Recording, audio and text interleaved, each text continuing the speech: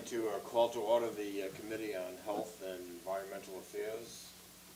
Pursuant to the open meeting law, any person may make an audio or video recording of this public meeting or may transmit the meeting through any medium.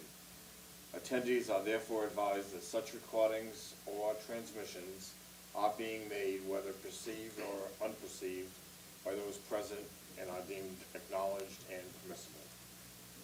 Call the roll. Councilor Long, Councilor Viveras. Here. Chairman Stephen. Here.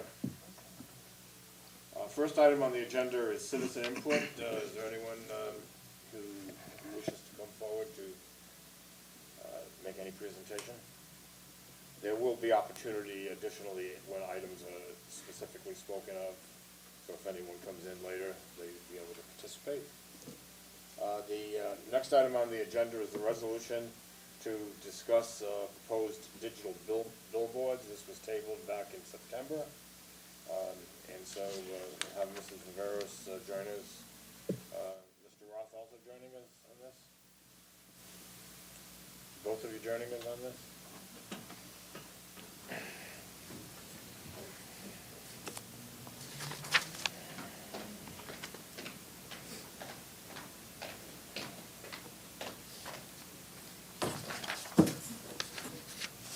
Welcome. Good evening, Mr. Chairman, Councilor. Good evening. So originally, as this resolution was initially prepared, there was an indication that there were 6 electronic billboards that were being considered. Some of them 2-sided boards, and I think only the one at Government Center was a single-sided board. Do you recall that to be true? So the others have either been tabled or pulled back or have been processed through the state. So this one including 2 others, one at the easterly end of Bedford Street and the other one north side of Brayton Avenue, corner of Route 195 ramp. Those were the 3 that were forwarded to the state, correct? The Government Center board and then the one at the top of Locust Street. Bedford Street. And then the other one on Brayton Avenue, correct? That's correct. And if you could just update us on the status of the 2 that the state gave an unfavorable reaction to? Certainly. So those 2 locations did not strictly conform with the regulation governing where billboards can be located. And actually for slightly different reasons. The one at the top of I'll start with the one at Brayton Avenue and the interchanges there. The requirement is that there needs to be 2 commercial establishments within a 500-foot radius of the location. And for those of you that we're all familiar with the location, but that specific location really has water surrounding it because you've got a little bit of the Cook Pond and South Watupper, and then the Quequechan River may have some water body in there, and then there's of course the whole highway ramp system. So the city's position is that we don't have the capacity to put it within 500 feet because of the natural topography and the natural or unnatural, in the case of the highway systems, the infrastructure is such that the commercial development can't possibly fit within that 500-foot radius. But it is a commercial zone. You do have a number of commercial establishments. That's the most notable would be the McDonald's and also the where the old Sam's Club used to be and where the Walmart is currently. That whole commercial development certainly qualifies, but again, it's outside the 500 feet out of necessity because of the other constraints. And then on the opposite side of the road, you do have a bank that's located on the Brayton Avenue extension as well. So because it did not strictly conform with the CMR regulations that are required, the state does have a provision where they can grant waivers, and so that's really the process that we're going through now with that particular location. It's a little bit similar at the top of Bedford Street. There's a similar requirement that there have to be 2 commercial enterprises within the 500-foot radius. In that particular case, obviously, you have the water on all one side, which is our drinking water supply. And however, we do have very extensive commercial activity through our own water department. I mean, they're selling water to other communities, they're selling water to our residents, they're allowing mobile containers, water trucks and that to go in and out, purchase water, leave the facility. So our position would be that there is multiple forms of commercial activity ongoing at that location of our own water treatment facility that would qualify. And again, half of the area is water on the east side, so we have that additional constraint. So it's similar. In that case, the state might say, well, that's only one business, and our contention is that it's actually multiple markets that we're serving, if you will. But additionally, it's also a question of size and volume of activity. Our position is obviously that's a multi-million-dollar commercial enterprise, and so it really qualifies as well as significant activity. So those 2 are on appeal. There is a process that's been laid out with us. There's an actual date that has just not yet been established. Both sides will be presenting briefs, if you will, regarding our respective arguments. When you say both sides, what do you mean both sides? Well, the billboard, MassDOT and the Division of Outdoor Advertising will actually be making a case, if you will. Their attorney, actually, will be outlining how it does not conform with the regulations, which we're aware of. The city will be developing a case as to why we believe we are eligible for a waiver from the CMR, which, as I said, the state at this point has not chosen to exercise their right to give us a waiver. They're holding strictly to the interpretation of the CMR. Okay, so that updates us on those that are in limbo. Do you have any questions about those, Mr. Viveras? I just real quickly, you mentioned those 3 locations. There's 3 more locations, The others have not been They haven't been filed as filed. yet, correct. and how soon will the waivers be going through? The process, there are, I'm trying to check quickly, and these dates are subject to change, so, but the tentative schedule said that there's going to be we had a preliminary status conference, which was held on March 20th. That's already been completed. That was a conference call. By April 12th, the appellants, which would be the city, will be filing a brief with the state outlining our arguments. And let's see, May 3rd, there'll be the department filing their brief. So we file ours on April 12th. The state files theirs on May 3rd. There is going to be a site visit that has yet to be scheduled, so we're not certain when that will happen. And then, so again, once the briefs are obtained, the site visit is completed, then at some future point thereafter, there'll be a decision made by someone who is referred to as the administrative law judge. Does that end the process once a decision is made? Yes, correct, yes. Any yield? Yield. Well,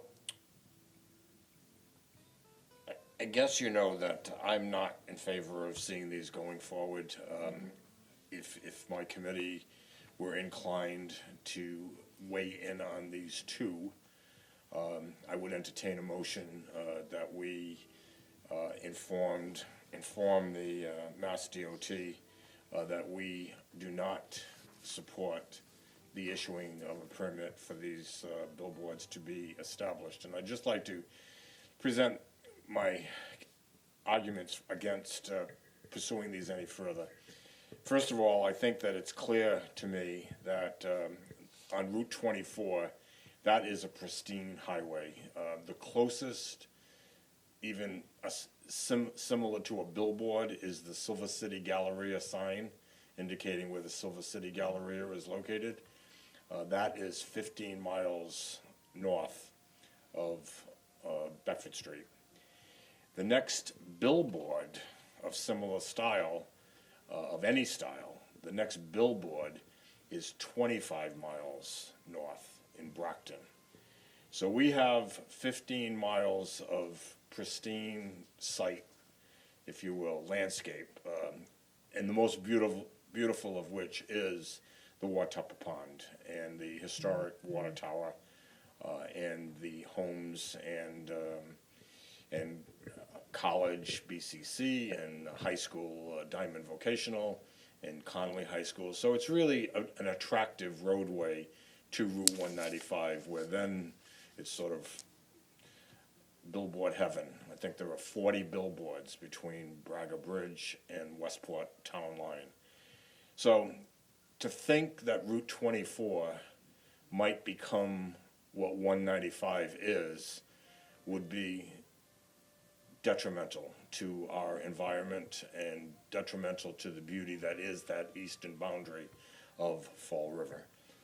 So that is a primary reason for my opposition to the site that is being proposed at the top of Bedford Street. On the Brayton Avenue site, again, I think it's just a matter of a proliferation of so many billboards in that general area that for the city to be a partner in the destruction of a cleaner and clearer environment, I think is also detrimental. I might also add that I have been informed by the neighborhood association that includes that area that they too are opposed to a billboard at that location. So they are adversely affected, and they are encouraging us to reject that proposal. So there are people in the audience who have come that may want to talk about the digital billboard issue. If they are, I invite them to come. Is there anyone here that wants to talk about the digital billboard issue? Yes, come to the table and identify yourself. And grab maybe Derek, you can grab this one and give him that one.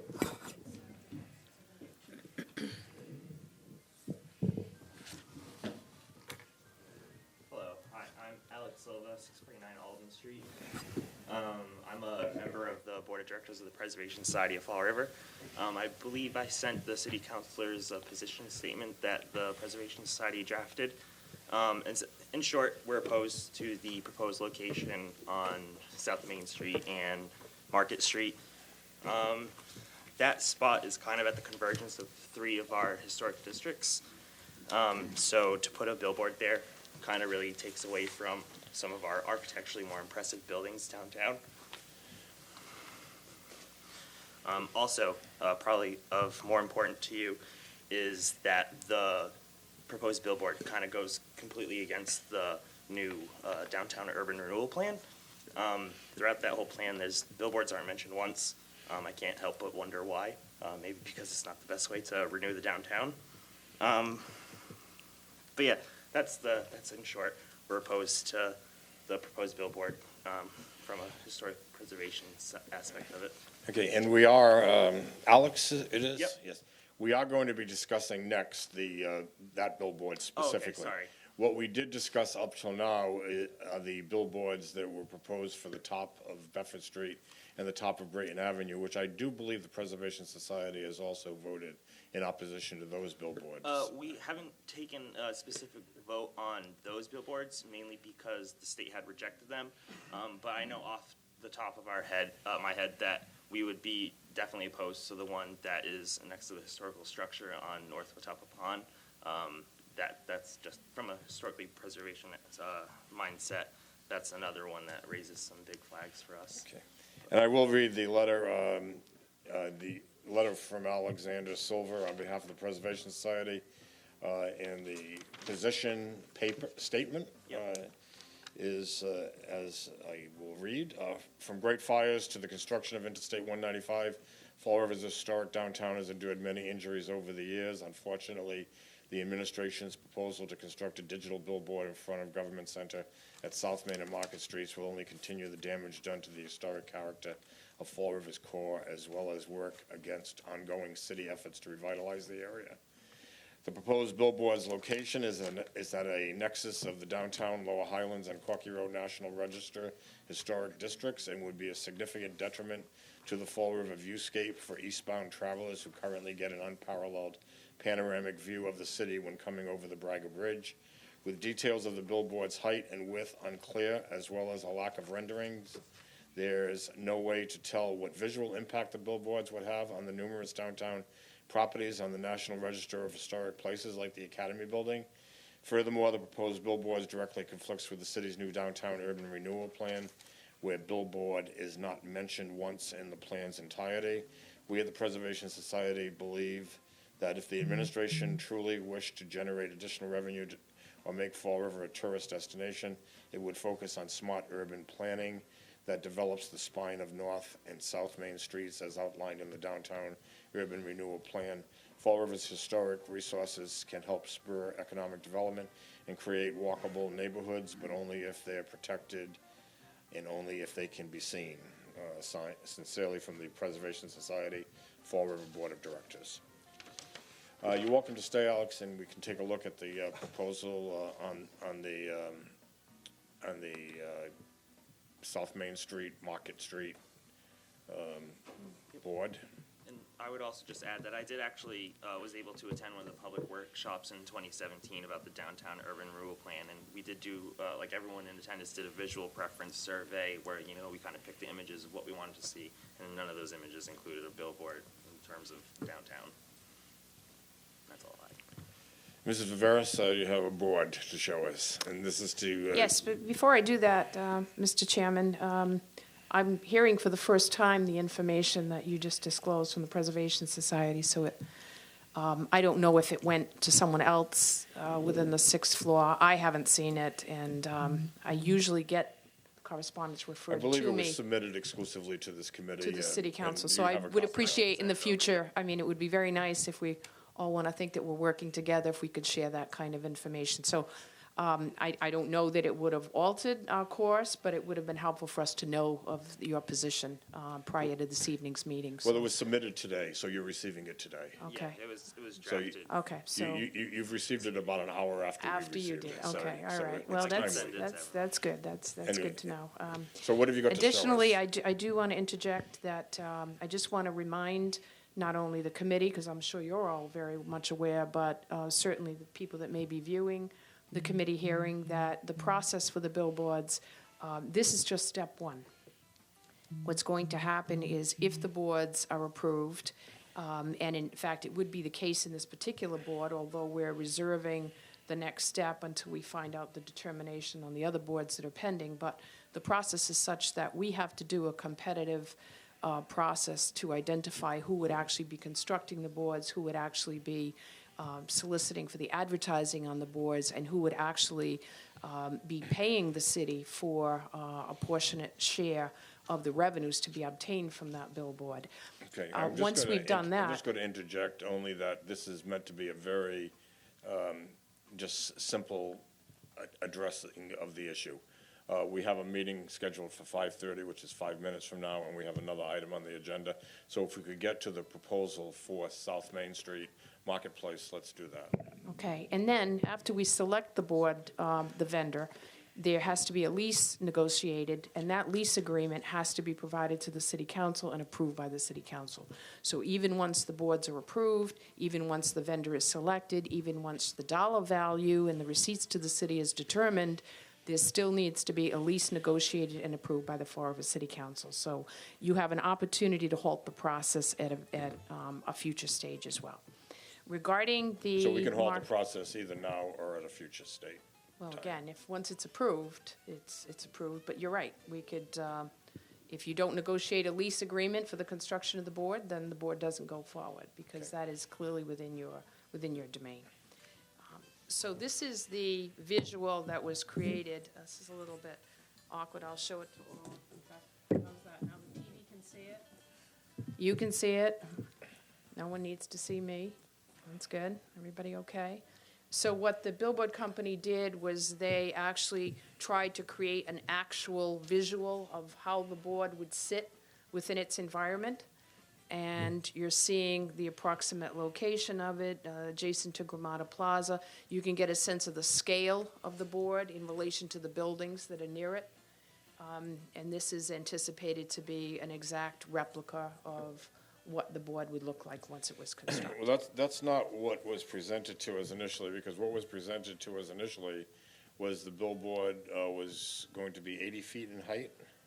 Well, that could be Yep, 80 and feet. so 80 Yeah. feet is usually about an 8-story building, 10-story, 10-foot ceilings. So- Yeah, so depending on where it locates, if it's down here, I don't know the exact foundation I'm not, elevation. it's not gonna go through the through the I'm not highway sure what ramp. it's gonna do. It does have to reach a very strong structural footing area. I'm not sure, Counsel, to be honest Well, with you. you're showing us something that I assume is the indication of where it would be located. Where the finished elevation would be. Right, I'm and just so- saying, I can't speak to where the actual, because it's difficult to see, but Mm-hmm. in any event. This was the representation that was provided to me based on what was anticipated. So it's even possible that this particular one, again, I'm not sure the exact height, Okay. so that's Okay, the board. thank you. You're welcome. So, Counselor, since it's just you and me, do we want to proceed with any direction to the administration? Just real quick, that's a one-sided billboard Correct, right there. yeah, just one side. So you're driving It's down- only going to be seen traveling eastbound on so 195. You're driving down 195 and you see another billboard like you see driving down 195 already. Correct, correct, Except that it sits in the city. right. And we receive the revenue City from that. property, that's correct. I mean, I'm not ready to put a stop to this process. At this time, I think there's still some uncertainty, I think, on both sides, to be honest. And I think there's an opportunity for some revenue to be generated in the city. And I think we should continue to explore all these options. I'm not ready to take action. Anything further? I yield. Okay, and I know that the initial estimate was for the number of billboards that was initially proposed was 650,000 annually. Those were just the lease payments, Counselor, So, the annual lease payments. so can I assume that this would be about 1/10 of that? That was based on number of billboards, It would correct? depend, actually, yeah, I guess you could, if you wanted to just round it out, sure, Yeah. you could make that And assumption. likewise, the initial, if you will, initial payment was estimated to be 10 million? For all of the boards. For all, so- And again, that was an estimate as well. So we could estimate that probably it'd be 1/10 of that. Sure. So, I mean, just for the sake of understanding and putting in perspective, because I've heard some things reported. In fact, we do have additionally, and I would like to have it introduced into the record, I think that you probably have a copy of it, WSAR editorial. Colleen, did you get that, a copy of that? Okay, it's in the committee folder, I think. Is that the entire folder? And we don't have to do that absolutely today if we don't have it here, but I just wanted to mention that many of you may have heard a report from WSAR, I know you're pressed for time, Counselor, Right. so. but we can approach that later. So, okay, so I don't know if we officially lifted from the table for discussion, so we probably should do that, correct? All right, so let's now lift the resolution from the table. Motion to lift from the table, seconded, all in favor, so be it. And we've had additional discussion. Is there any further discussion from anyone in the audience that would like to speak? No. Mrs. Rigo, Ms. Rigo, did you want the Niagara Neighborhood Association to be on record at this point?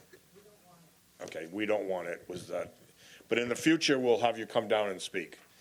Okay, so that will finish our discussion today, so I would ask that we table this resolution. Motion table. Second, all in favor? So voted, tabled. Okay, and the next item on the agenda, I don't think you need to be here for this, but if there's anyone here that wants to talk about plastic bags, is there anyone here that wants to speak to the issue of plastic bags and the limitation of plastic bags? Okay, again, we'll motion to lift from the table the resolution. What? That was never tabled? Oh, it was just initially sent in, so we're just discussing it for the first time. This resolution was submitted by me and Councilor Pamela Liberty LeBeau. It reads, "The City of Fall River is addressing trash disposal and litter management as an ongoing effort to make Fall River a cleaner community. And whereas plastic T-shirt bags used by businesses, including grocery stores and other merchants, are a significant detriment to a cleaner community. And whereas many communities throughout the United States and beyond are establishing ordinances and legislation to replace these plastic T-shirt bags with more environmentally responsible means of transporting products purchased at their stores, now therefore be it resolved that the Committee on Health and Environmental Affairs convene with the administration and the Director of Health and Human Services to vet the possibility of adopting this policy in Fall River." Just by way of a little background, this partially was delayed in coming before us because we were still debating and struggling with the issue of purple bags, and it seemed a bit inconsistent to consider a plastic bag ban at the same time that we were demanding of people that they use plastic bags. So now that the purple bags are behind us, and combined with that, today, in fact, at the State House, there was a public hearing on bill number 771, which was submitted by Representative Lori A. Ehrlich and Senator James B. Eldridge. It's also been co-signed by our own Carol Fiola. And my thought was that the council may be more inclined, and this committee might be more inclined, to recommend to the full council that we endorse bill number 771 to address plastic bags on a statewide basis. Because frankly, many Fall River people shop in Somerset or Westport or some surrounding community where there is no plastic bag ban. So that it would be somewhat inconsistent that a Stop and Shop in Fall River would be banning plastic bags, be at a Stop and Shop in Somerset would be allowing plastic bags. It also might be detrimental to just those two stores in particular with people that might want to shop in the place where plastic bags were, or maybe the opposite would be true. But I thought that it might be worth our while to maybe table this item in council and instead forward to the city council a resolution to support, to ask our state legislative delegation to support House Bill number 771. Yeah, I'll Mr. Rivera. certainly support that, and I'll make a motion to table.